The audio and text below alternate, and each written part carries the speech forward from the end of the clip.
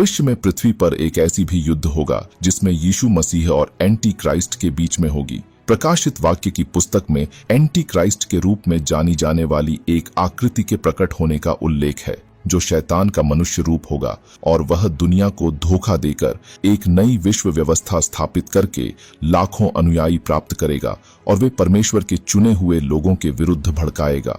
और जब anti Christ का साम्राज्य विश्वासियों पर हमला करना शुरू करेगा तो स्वर्ग का एक बड़ी दरवाजा खुलेगी और यीशु अपनी स्वर्गदूतों की सेनाओं के साथ धरती पर उतरेगा। बाइबल कहती है कि एंटी क्राइस्ट के सेनाओं का प्रयास व्यर्थ होगा क्योंकि वे पृथ्वी पर यीशु से पराजित होंगे। नंबर 2, यीशु मसीह के दूसरी आगमन से पहले जब तीसरी तुरही बजेगी तो स्वर्ग से एक तारा गिरेगी। संभवतः वह तारा एक गिरा हुआ देवदूत होगा जिसके गिरने से धरती पर बहुत गहरा गड्ढा होगा और नदियां और झरनों का पानी जहरीला हो जाएगा।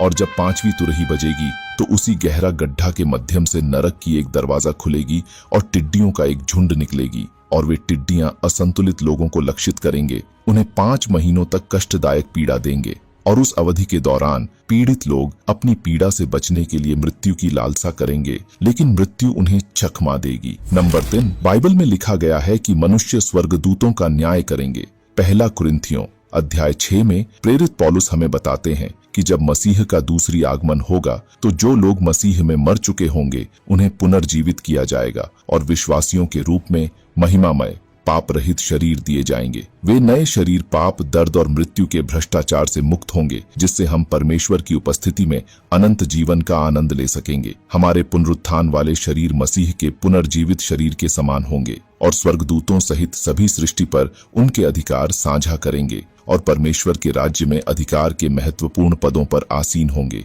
यह अधिकार स्वर्गदूतों सहित सभी सृष्टि पर लागू होगा। विश्वासी नए यरूशलेम में रहेंगे, जो नई पृथ्वी पर एक शानदार शहर होगा जहां परमेश्वर अपने लोगों के साथ रहेंगे, अपने शाश्वत राज्य में विभिन्न भूमिकाएं निभाएंगे।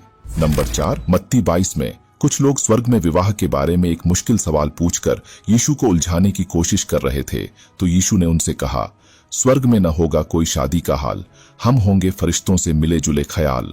न पंख होंगे न प्रभामंडल का नूर, बस जीवन होगा जैसे स्वर्गदूतों का दस्तूर। न चिंता न दर्द न मौत का अंश होगा, बस ईश्वर की सेवा में सारा मन होगा। यीशु ने समझाया, स्वर्ग है खास, यहाँ नहीं थामेंगे हम इस दुनिया का पास। फरिश्तों की तरह हम भी होंगे मग्न ईश्वर की उपस्थिति में, जहाँ सब कुछ होगा सही और जगमग।